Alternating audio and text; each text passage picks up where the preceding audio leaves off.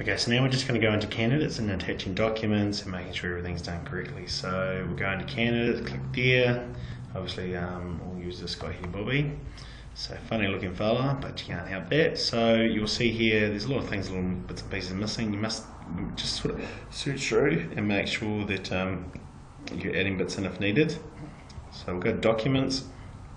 He's already got a couple. You can already see that he's got a clean MOJ and this compliance type over here. So if he had a clean MOJ and it didn't have the compliance type here, it's a waste of time and useless.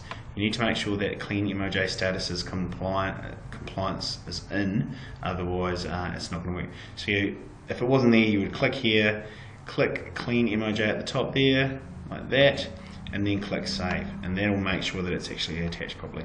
So class 1 license doesn't have a check at the moment, but you could put driver check or something on it to say that it's been completed, hopefully, but it's not there by the looks of things. Yeah, but anyway, so we're going to add a new one anyway. So new file, this is SiteSafe. Safe, okay, sit safe, don't sit down too fast. SiteSafe, go OK. It's going to ask you, is it visible? Yes, it is visible, because there's certain things you have to have visible. SiteSafe qualifications, forklift, TC, STMS, anything which is a qualification which you need to show that you've actually got it for the person. Clean MOJ, ACC reports, nothing along the lines of reference checks, our internal paperwork, contracts, none of that is to be visible, only things that it's okay for a client to look at. Reference checks are not okay for a client to look at, they can be attached, but they're not visible. Okay, so we are going to make the SiteSafe visible, yes. So you then go and find the document that you've scanned to your thing before, so we click it, it adds it in, but still has no compliance. So this is where you have to click on the actual line, go over and add SiteSafe as the SiteSafe cert as the thing. Now it does have an expiry, so anything like any sort of license, forklift license, those sort of things, you have to put the expiry. So we're going to put an expiry, and it's 2000, and so you click here, you get the years, so you can tick through the years quicker. So it's 2018, and it's July, and it's the 10th. Bang. Now save that, it has the expiry put there. You can see that it's visible, you know what type of compliance it is, and it's SiteSafe.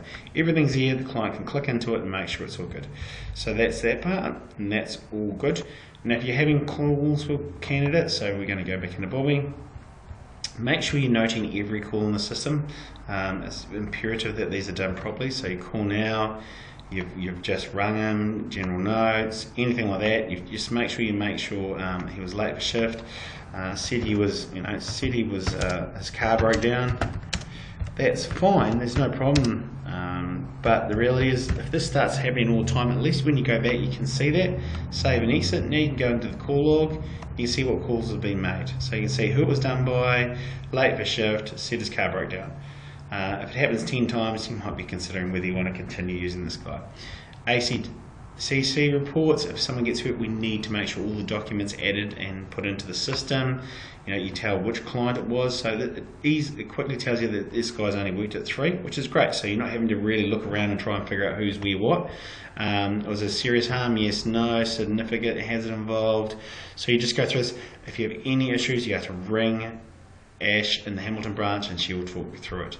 But you are to do a thorough investigation, and obviously we'll be looking at how we take you people through those sorts of things so that everything's done properly. Your placements and those sorts of things, the more information we have in here, the better it is. So making sure your placements are done right, it just helps you get a better picture of this person and how good they are. Any skills, now if you see that they've got another skill, so for example we just added one which said he's actually got SiteSafe. I don't know how you add that, so he must have worked on site doing construction or something, so click that and go next, and then let's go labourer. So there he is, bang, so we add that, okay, bang, so it's got another now skill that we can use.